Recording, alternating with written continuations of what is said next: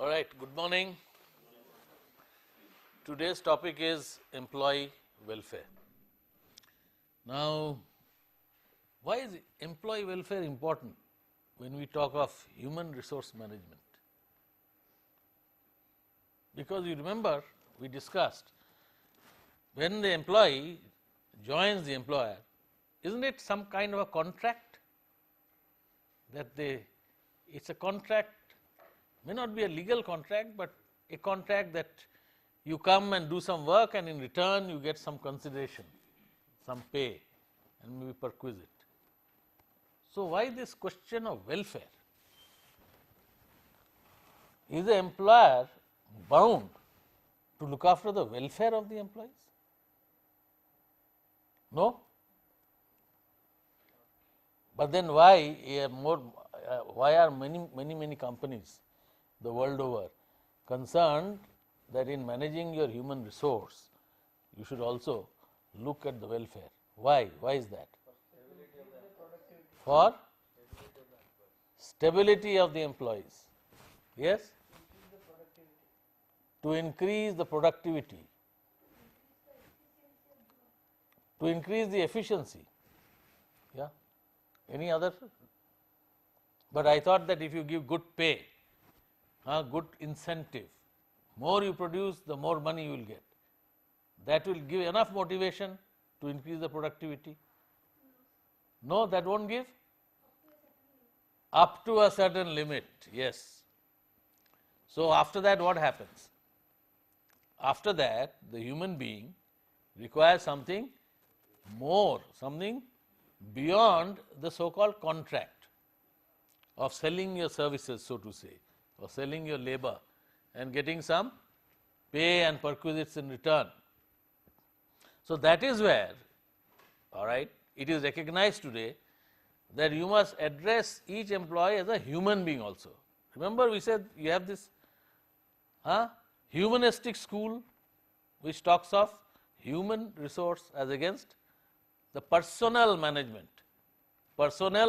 approach, which looked at only the contract. Today we look at it as an individual employee, and earlier the concept was what?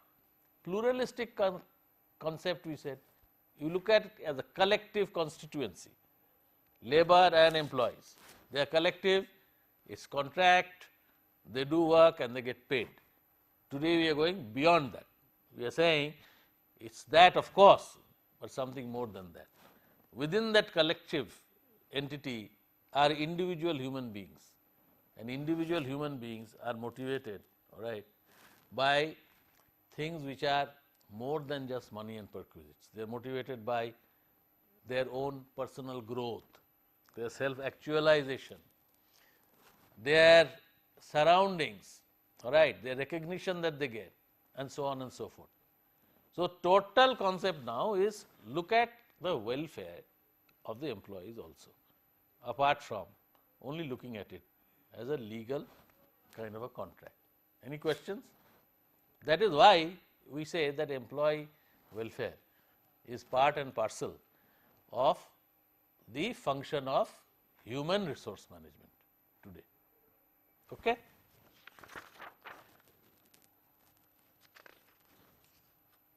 So, here we say welfare refers to what? Physical, of course physical, mental, emotional and spiritual well-being of the employees. All these dimensions it covers. And welfare for the employee or the labor relates to taking care of the well-being of the employees and the workers by the employers, trade unions and governmental and non-governmental agencies. So, you see here what it says here is not only the employer, but also those who impact the employees. After all, does not the government impact individual employees also by force of legislation, by force of enforcement of those legislations? They also impact. So, they also have a role to play in seeing what is the kind of welfare that is given to the employees by the employers, and so also the trade unions. Why should trade unions look after welfare? What is the role of the trade union? Collective welfare, because they are looking after this constituency, all right, in a type of collaborative effort. It can be confrontative also, but more collaborative. That is, the employer and the trade union in matters of welfare, they collaborate, they do not confront. Unless they have a feeling that the employer is neglecting that, then it is the role of the trade union to bring up that dispute and demand that some welfare is given. Any questions? All right. What about non-governmental agencies? Where do they come in? How are they involved in the welfare? Do you know what is non-governmental? NGO, have you heard of NGO? Non-governmental organizations. They are essentially organizations who are for welfare, as you say, for doing social activities, but essentially not for profit. They are not doing the work to earn profit. They are doing the work to fulfill some mission. Maybe running an orphanage, that may be a mission. To run that orphanage, not to make profit, or to hold eye camps and try and help people to have cataract operations who cannot afford to do it, and so on. So, where is their role in this employee welfare? After all, the employees are working for organization. So, will they be confrontative with the employer or collaborative? What sort of role do you think they will have? Usually, these roles are collaborative, is it not? They can supplement some of the work which the employers may not, because after all, for the employer, employee welfare is only a part-time activity, is it not? For the normal employer, which is a company making profits with stakeholders, you know, what is the main aim of the company, the mission? To engage in some business activity as per the memorandum of association of the company, and to render profit and benefits to the main stakeholders, right? Now, employees are also one of the stakeholders, but the employee welfare is not, I am saying, a primary function, it is secondary. To that extent, the NGOs, they can very well supplement the effort. For instance, you can say that there is a very deadly lethal disease which is spreading all across the planet. What is that? HIV and AIDS, isn't it? We are reading about it, and we read that in India alone, the rate of growth has been very alarming. Huge population, maybe more than 3 million are already affected, and so on. And each of these employers, each of these companies in industrial areas, for instance, may have cases of this. Now, that is where they can get a lot of help from the NGOs who are specializing in trying to stop this spread of AIDS by various methods and means, and so on. So, there is a complementary role which the NGOs can also play, and it is for the employer really to make use of whatever sources are available. There are also government departments and agencies which can give help to the employer to run good welfare schemes.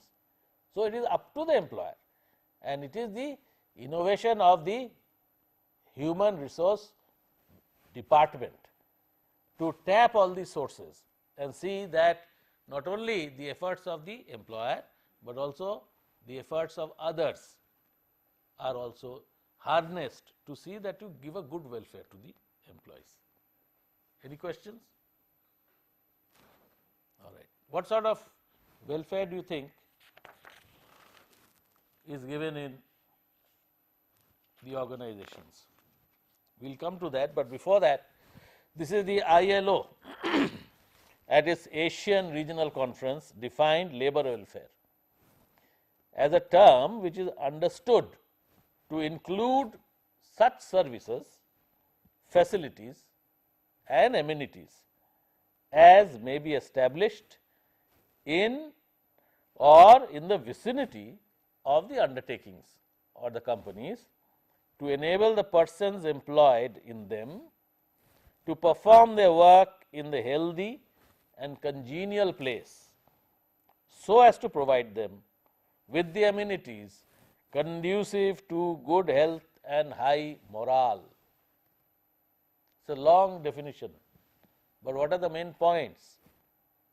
That you should provide facilities within the organization or nearby, right.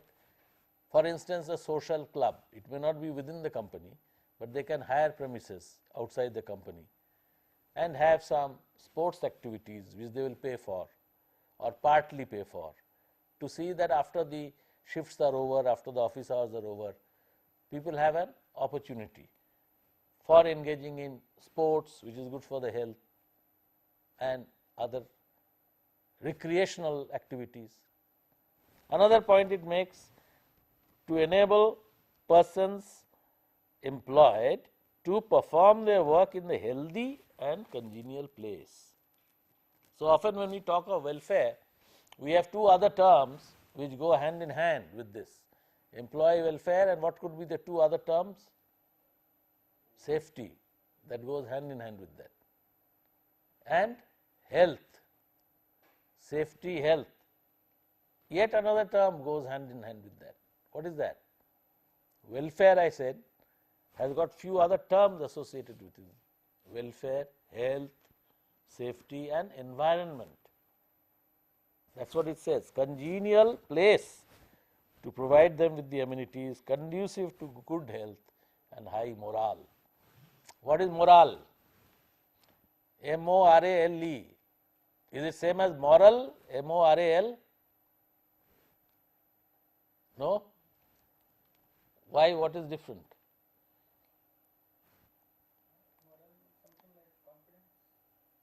Morale means, yes, good confidence, self-confidence, good morale, and moral is to do with something which is good or bad.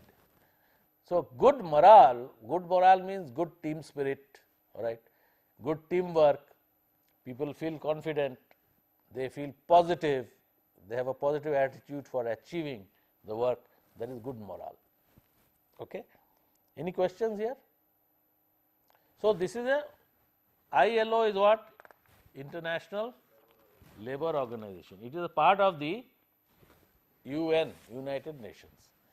So, this is recognized that all countries of the world, so far as the employees are concerned and the labour, they have certain rights, and countries which are part, of the United Nations, and all are, all right, they have to ensure that these labour rights and employee rights are given to the people. So, this is why it is important to follow this. So, as we said, there are some welfare measures which we provide within the workplace and some which we provide outside the workplace. Okay. So, conditions of the work environment: neighborhood safety and cleanliness.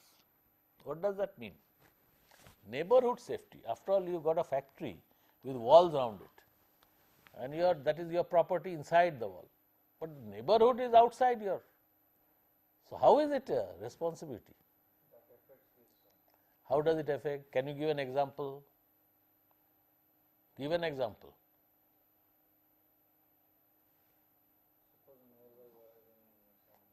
Say IIT Kharagpur. We have a campus here with wall around it.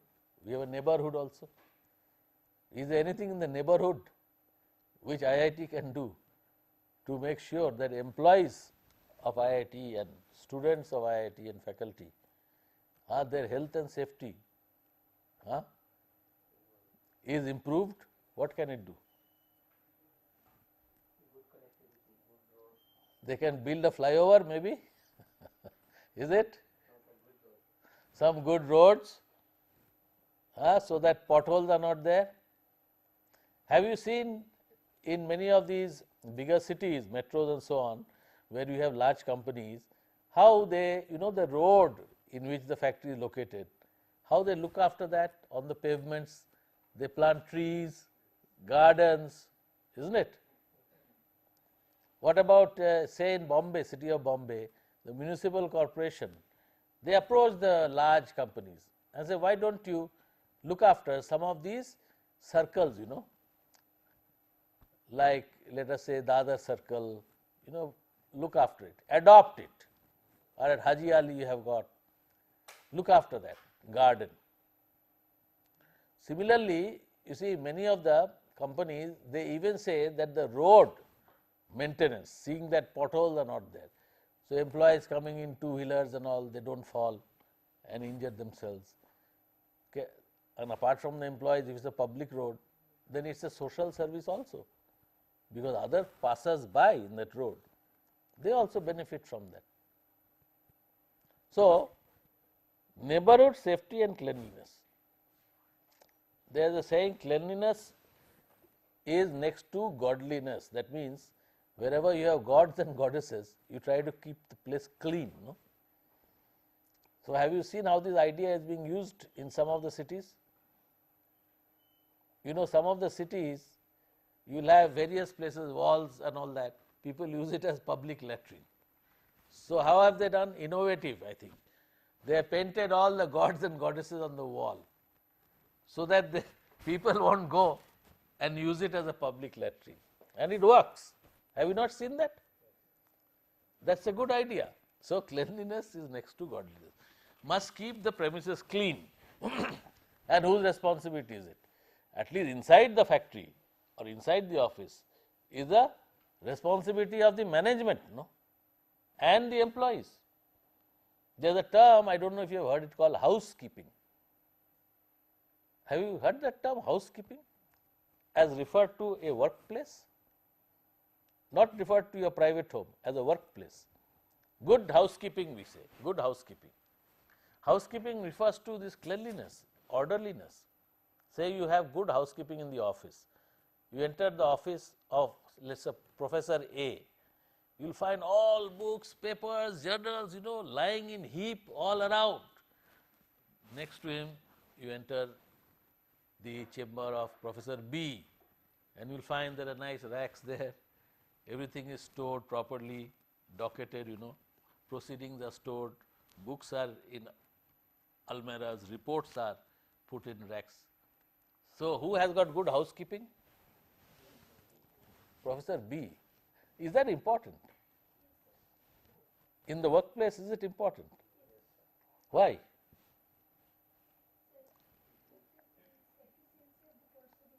Yeah, firstly, in a factory setting, it makes for safety, because if you have things lying around, in the factory, people can get injured. It is a very real problem, safety.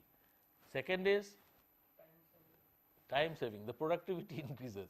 You do not have to navigate around various obstacles lying there. And third is, everyone likes to stay in good surroundings, is it not? So, even the morale is better.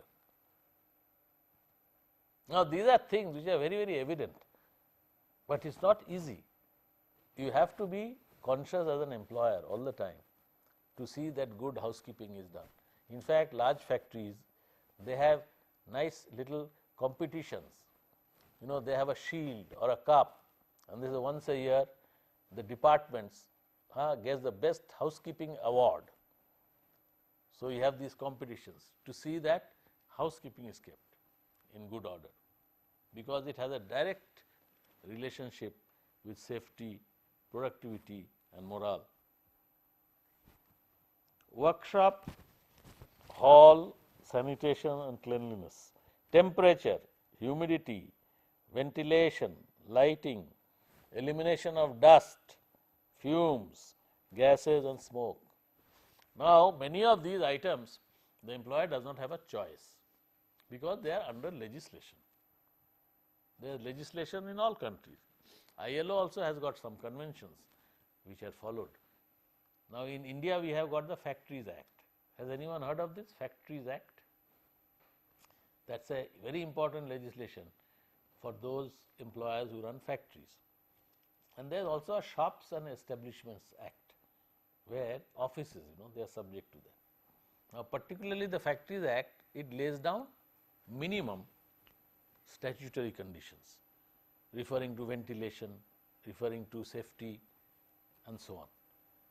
But the good employers, they just do not limit themselves to what is provided in the statutory act. They go beyond that. It is just like quality. There is ISI marking which tells you that your product has got acceptable quality. But most of the employers, are they happy with that? No. They want to give quality which is well above that, isn't it? So, any questions on this?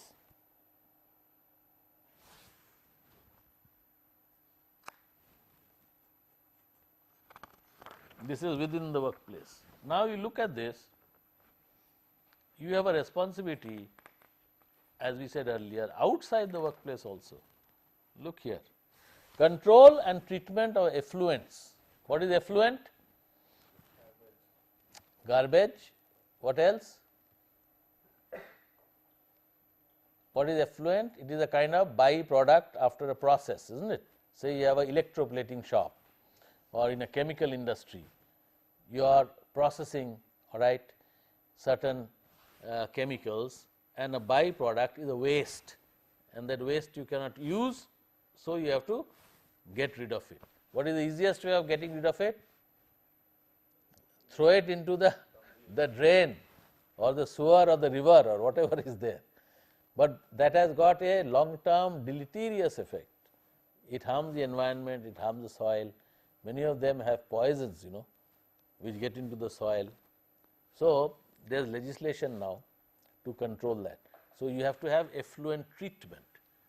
If you have some effluent which you are generating, which has got poisons, like lead or mercury, okay, or cyanides, then you have to treat them. That means you have to spend money as an employer. Do some other chemical reactions, treat them, neutralize them. Only when it is safe, then you throw it out into the neighborhood, into the environment. Okay, so that is a responsibility, all right, for the company. Convenience and comfort during work, posture, seating arrangements. If someone is going to be in your factory for 8 hours, then it is your duty and also in your own interest, because you will get better productivity, to see that they are given proper workstations with proper chairs. And then there are other sciences. You have heard of ergonomics? Yeah, all of you have heard. That means it is a science which tells you how to design the workstation or the chair to see that it gives the best support and the best comfort for the health also, the best health. Distribution of work hours and provision for rest hours, meal times and breaks. That means if you have to work there, you have to provide time for people to eat, to have rest. At the beginning of the industrial revolution, most of these workshops, the mills, they used to be like prisons. Do you know that? There was no regulation. People used to work for 10 hours, 12 hours, 14 hours. Children used to work inside, child labor. It was like prisons. There was no regulation to see that at least a minimum level, a decent amount of comfort, all right, and cleanliness and regulation of work timings was given to the employees. But all that has changed now as the years have passed. Workmen's safety measures, that is maintenance of machines and tools, fencing of machines, providing guards. What is providing guards? Like security guards? What is this guard? What are we saying guard? Protection. Whenever there are rotating parts in a machinery, like you have a fan, say a ceiling fan is rotating, what do you put? You put jali round it. That is called a guard. Otherwise, it is dangerous. You have a rotating blade going. So, that is the guard it is talking about. Then personal protective equipment like helmets, goggles, aprons, first aid boxes, safety shoes, firefighting equipment. For the personal safety, if say we have a grinder or someone who is doing buffing, your grinding wheel and supportable, welding has been done and you are grinding. In the process of grinding, these metal specks are thrown up. So, unless you have goggles protecting you, not like this, but fully protecting, you may get eye injury, it is very common, or gloves, you are handling hot equipment. So, proper gloves, safety shoes. What are safety shoes, do you know? Anyone knows what is a safety shoe? Huh? Gumboots, is it same as gumboots? Safety shoes are really shoes which are designed in such a way that if anything heavy falls on your feet, you know, and you are wearing the shoes, you are not injured badly.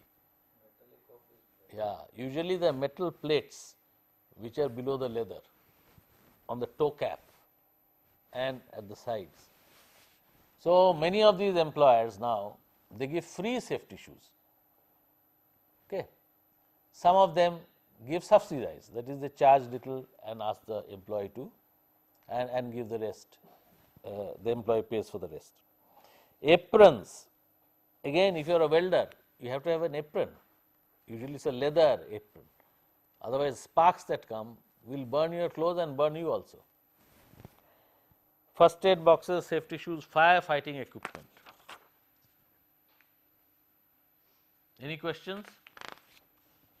Supply of necessary beverages like tea, coffee and supply of limited medicines. So, all this is up to the employer to choose. There are certain statutory, there are some employers will give you free beverages up to a point. Others will say we won't give free, but we will give it, you pay for it. Some will subsidize. Limited medicines. According to the Factories Act, if you have more than so many workmen, you have to provide a facility like a dispensary, all right, or a first aid. Now, in the dispensary, some SOS medicines, SOS means which are emergency, required, can be given. But there are some other employers who give the medicine for 3 days also. So, this is up to the employer, what kind of welfare and what level of welfare they want to provide. Then provision of notice boards, posters, pictures, slogans, information and circular for communication. Why is that part of welfare?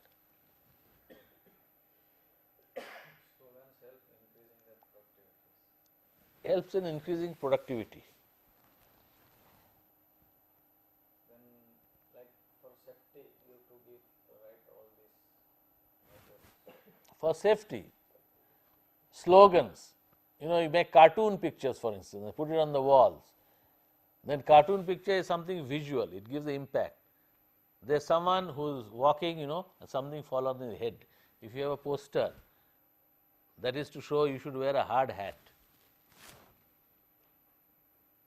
Otherwise, you are likely to have injury.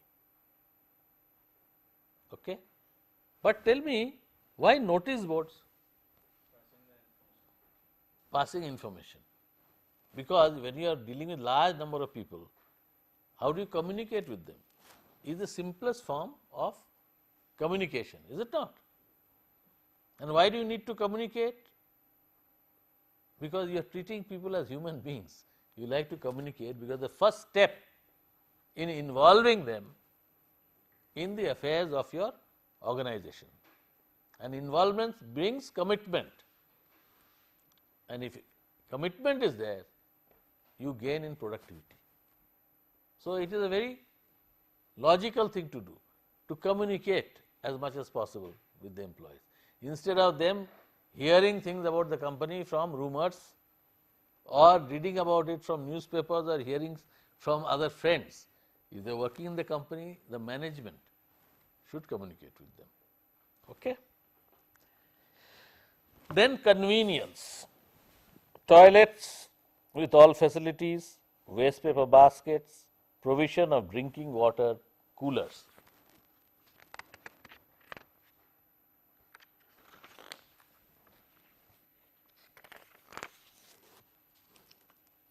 canteen services, full meals, snacks, mobile canteen, cloakrooms, restrooms, reading room and library. Are you familiar with all these terms? If not, you ask me. What is a cloakroom? Huh? Yes? To keep the luggage. There is a cloakroom. Restroom? Taking rest, like beds and all are provided. Is it like a retiring room? Sometimes yes, for instance, drivers, if you have a company which has buses and it has drivers, then the drivers, they have to stay within the company's premises longer than the statutory hours, which is 8 hours. Okay. So, they call it the spread, that is you work for 8 hours, but within a say 11-hour period. Actually, the rest 3 hours you have to stay within, you cannot go home, but you are not working. So, you have to provide with restroom. Okay. Sometimes restrooms are called, even toilets are called restrooms in some places, particularly say in America, they will say restroom, what we call toilets in India, they call restrooms. Okay. Reading room and library. See, these are going one step above. The Act does not say that you have to keep a library or a reading room, but the company may decide, particularly if it is a company which is more in the knowledge kind of area, where the workmen are trained workmen, the skill levels are high, highly skilled, education levels. They may think that it is better to provide some sort of library or reading room, because that will be a good recreation and it will be appreciated by the workmen. Then workers' health services. So, all these are coming under the welfare. Some are statutory, but many are more than statutory, means there is no law, but employers are giving it. Health center of the factory, dispensary, ambulance, emergency aids, medical examination, health education, health research, family planning services. If you do not know anything about it, please ask me. What is health research? How is it important as a welfare measure? Making a statistical data regarding the health position of the employees. Statistical data. How is it that we only have one representative of the class who is only doing the answering? Have you chosen him to answer all questions, or it is just spontaneous? None of you has got any experience in industry? None of you? Except you. 5 are there. See, let us hear the other 4 also.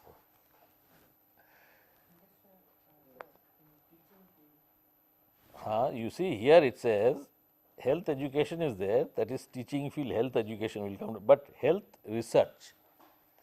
What he said is statistical data about the health of the employees. Many of the companies, they keep that.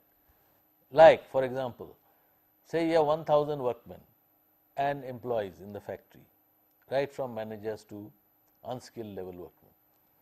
Periodically, you have free check for diabetes or blood pressure, all right, and then you keep a record over the years and you see if there is any pattern, that if the diabetic incidence in your company is higher than in the industry, or is higher than national average, or is lower. If it is higher, all right, is it correlated to cardiac disease also? So, you also keep a record of cardiac disease, all right, and then you try and trace it, how to reduce it.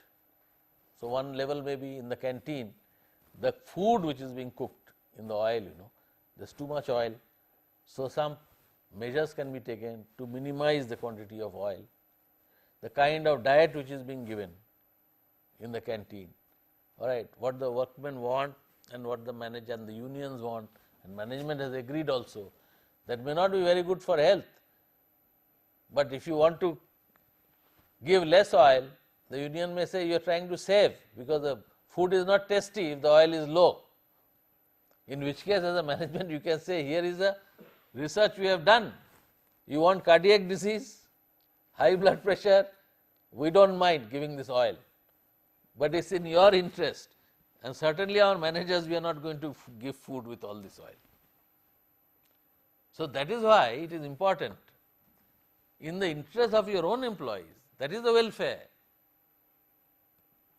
Do you think that all the employees, they know what is good food and good diet? I don't think so.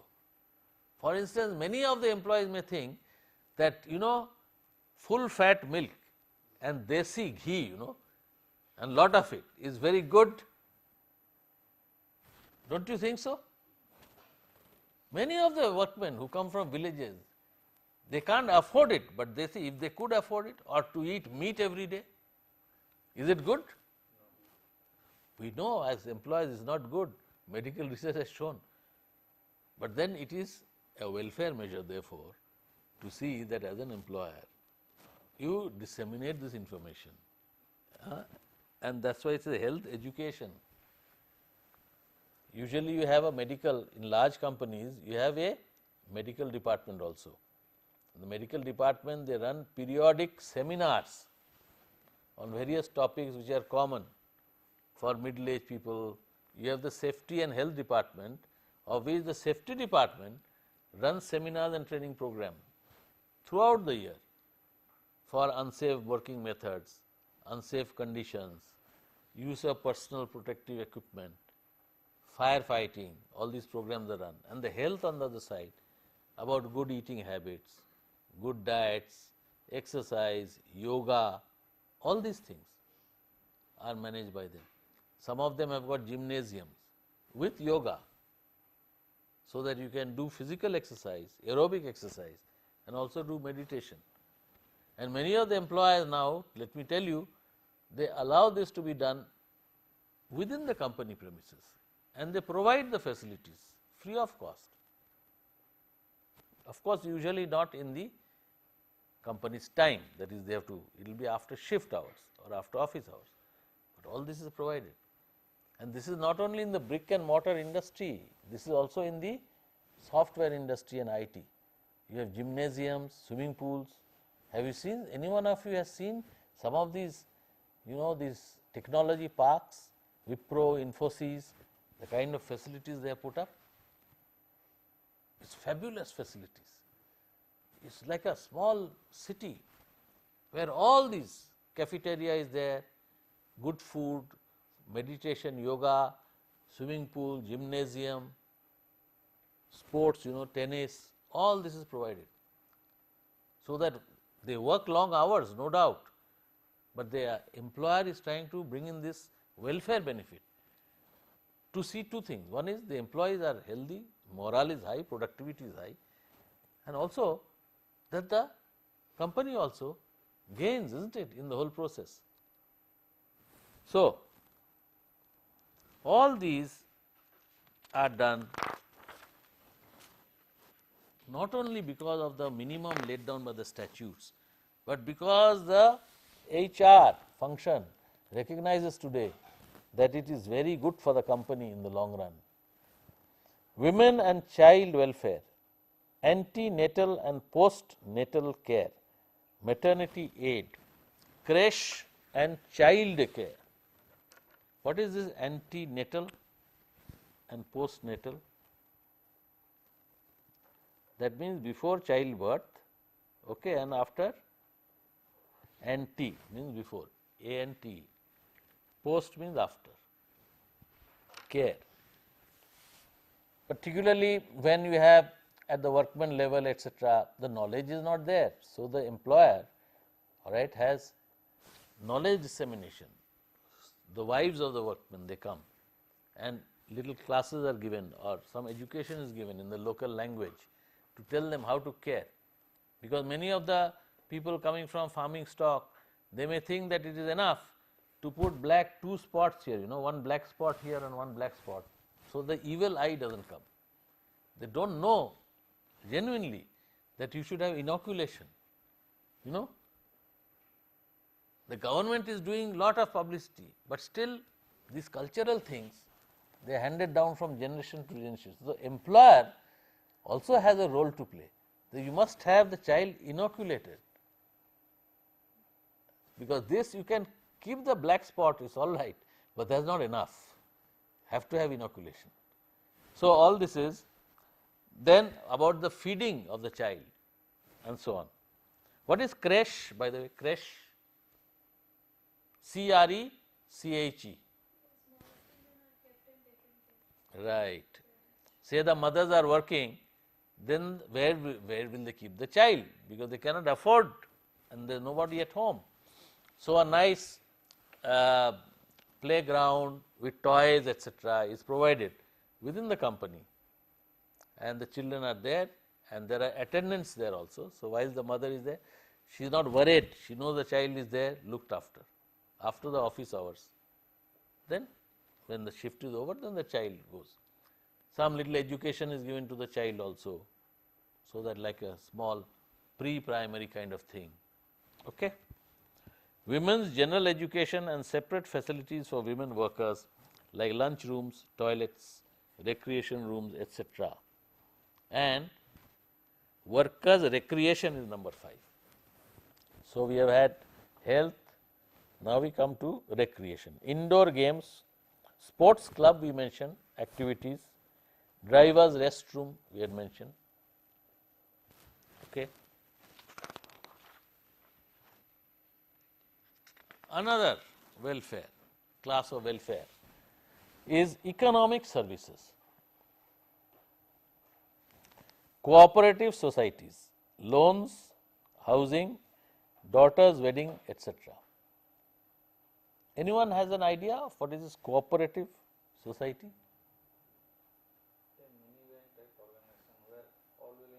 It is like a cooperative bank basically. And what is cooperative bank? Is owned by people who form the cooperative.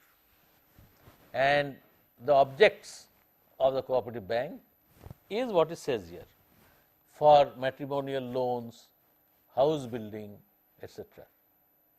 Not for any and everything. They won't give you a loan if you want to go to Singapore for a 1 week holiday and come back, but they have got their own objects of the society, they will give the loan for that.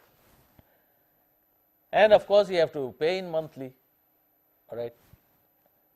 Unemployment and health insurance, transport services, cooperative stores. What is cooperative stores? Again, formed by employees. Usually the employer, he also has a role in it, in the sense he gives some kind of subsidy, either some management expertise he gives, how to manage it. Of course, the premises are given, computerized systems are given by the employer, okay. But it is run independently. You will have an election of the society, and amongst the workmen and the employees, they will elect president, vice or chairman, vice chairman, executive committee. But the employer may give the auditing services, so that they do not have to hire auditor and pay money for that. And cooperative store is the same concept. So, they try and give you the goods of daily use, like toiletries, grains, cloths, clothes, medicines and so on, at a price which is where the profit margin is much lower. So, in the hands of the consumers who are the employees, it is cheaper. That is the whole idea. Workers' compensation for injury. Now, this is statutory. There is a Workmen's Compensation Act, there is a legislation where you have to give minimum amount what is established. But many companies, as I said, they give more than minimum, they do not limit it. Why? Because again it is question of keeping a high morale, is not it? Is not that what is the principle? For instance, those who are in the army or navy or air force, do not they get free medical and compensation if you die. Why? Because the very work is such that it is, the morale has to be high, but it is dangerous also. So, one way to do it is to give free, even if you die, education of your children, your wife will continue to draw the salary that you have been drawing. All these benefits are given there, because it is a high risk kind of job. Family assistance in times of need. So, any questions on this? Right. Next, those were economic. Now, employment follow-up. Progress of the worker in work performance. Adjustment problems relating to machines, workload, supervisors and colleagues, and industrial counseling. Do you see how this is a welfare measure also, or you do not see? If the relation between employees are not good, then also it will affect that. Right. If there is one employee who somehow cannot fit into the department, so he is also not happy, others are also not happy. So, here the role of the employer comes in, to see that that employee is inducted and fitted in properly, or maybe transferred to some other department. Maybe why he is unhappy is not because of the surrounding, but because of the inability to cope with this work which is been given. So, maybe the answer is training him. So, this is itself a welfare. Now, do you see that? You have to keep watch on the employee. So, it is called employment follow-up. Then workers' education courses.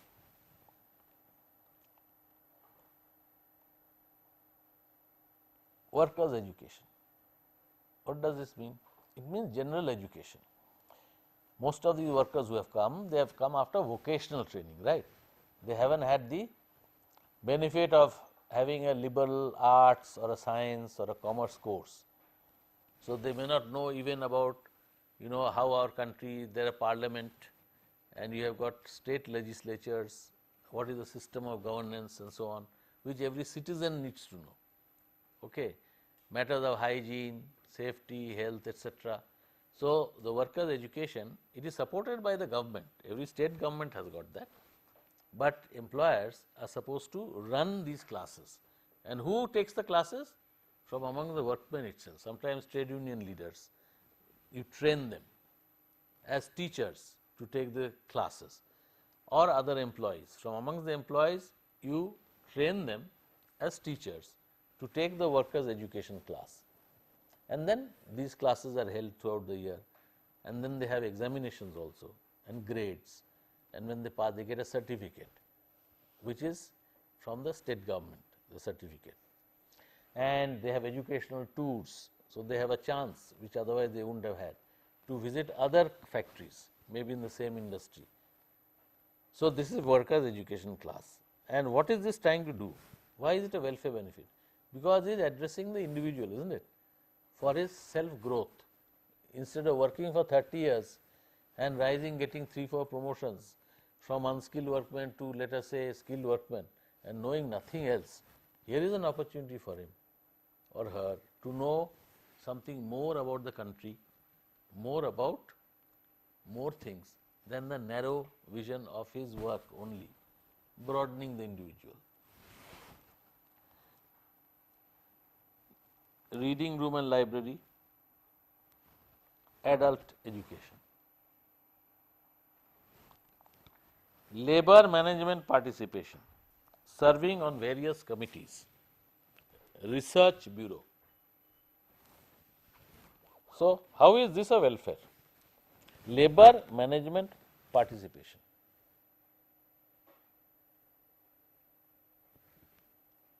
What does that mean? That means you are asking the labor to participate in the management, is it not? And in order for you to participate in managing anything, you have to have certain knowledge which you have to give to the workmen by educating them. You have to have some skills. One of the skills is how to talk and conduct yourself in a meeting itself, isn't it? Instead of doing halla gulla and shouting, there is a subject, there is an agenda, you have to discuss as per the agenda, you have to come to some conclusion, minutes have to be made, all right. When you serve on various committees, a worker is put on a committee and he serves on that committee. Does he not learn by participation in that committee? It's a great learning process. In fact, even managers, when you train managers for higher positions, you co-opt them to committees first within the organization and later on outside the organization, because then they have the learning of how industry functions. You have many industry associations, you have the Bengal Chamber here, Bombay Chamber, the Confederation of Indian Industry. So they have got various committees and subcommittees, and executives and managers from the companies are sent to these and they participate. Maybe a productivity committee, maybe a labor legislation committee, maybe export committee, various committees are there, and so people are sent to participate in that. So this in a way is the personal development of the employee, and this is important part of welfare.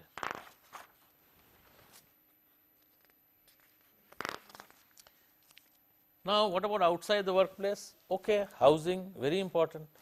Many companies give schemes, and there are many innovative ways of giving. Some give a scheme where the normal interest, if you took a loan from say HDFC, HDFC is a big company, you have heard of HDFC?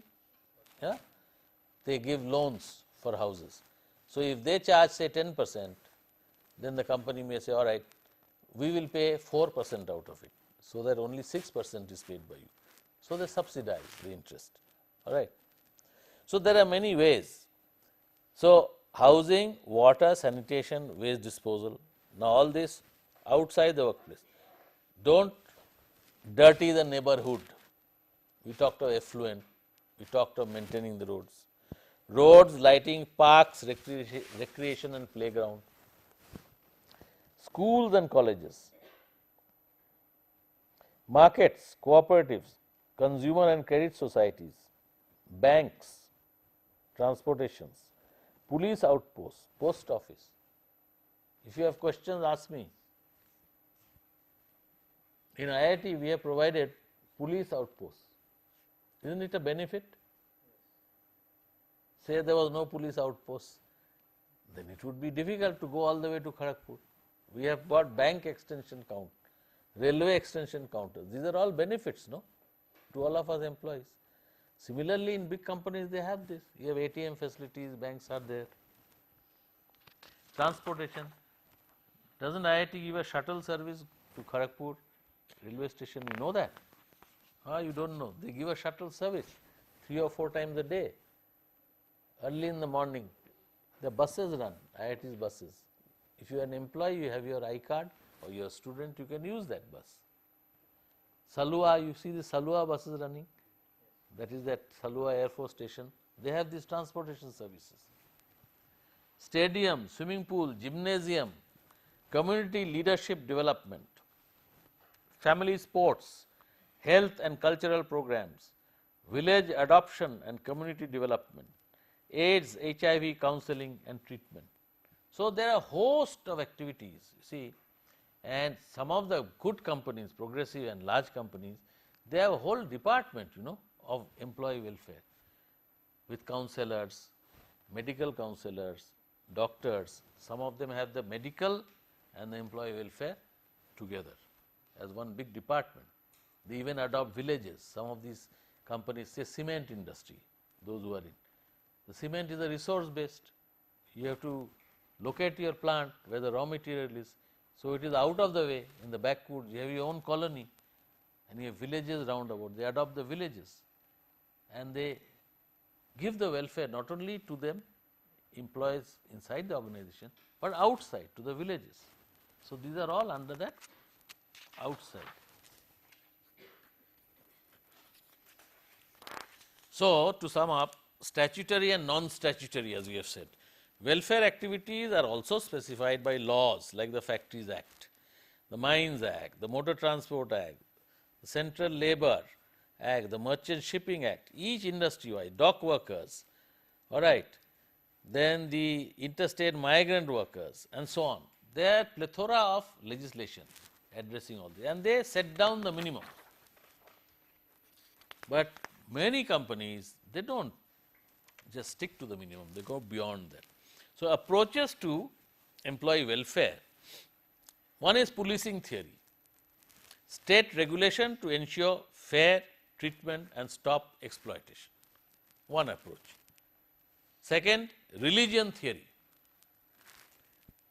good karma will reap its reward, that is you earn punyam in your life. Say you are a saint, you have set up a factory, put a mandir there, and you believe that if you do well, good welfare, all right, is good for you.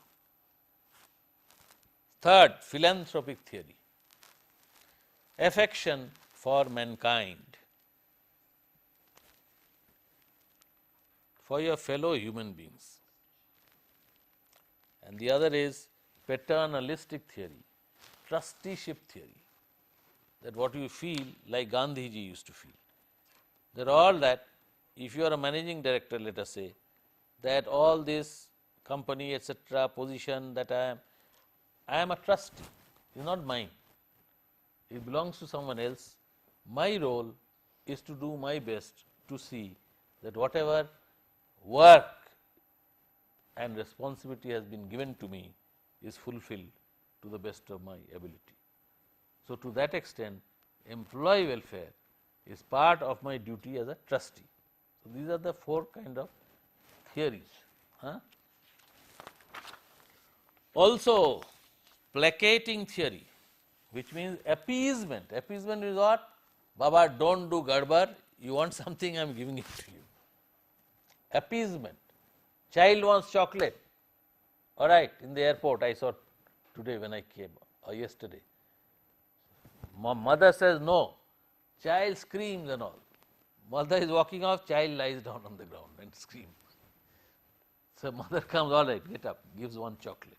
Appeasement, placating. Public relations theory, good welfare measures, good image of the company amongst the workmen and outside society, and is good for the company. Efficiency, we said productivity, good morale, better profits. Social theory, the company is morally bound to improve the conditions of the community and the society. So, how many of you, which theory would you belong to when you are managing director? There is some amount of combination, between, let us say, the moral theory, isn't it, and the trusteeship theory. There is some amount of balance. Okay? Think about it, which theory you would subscribe to. Thank you very much.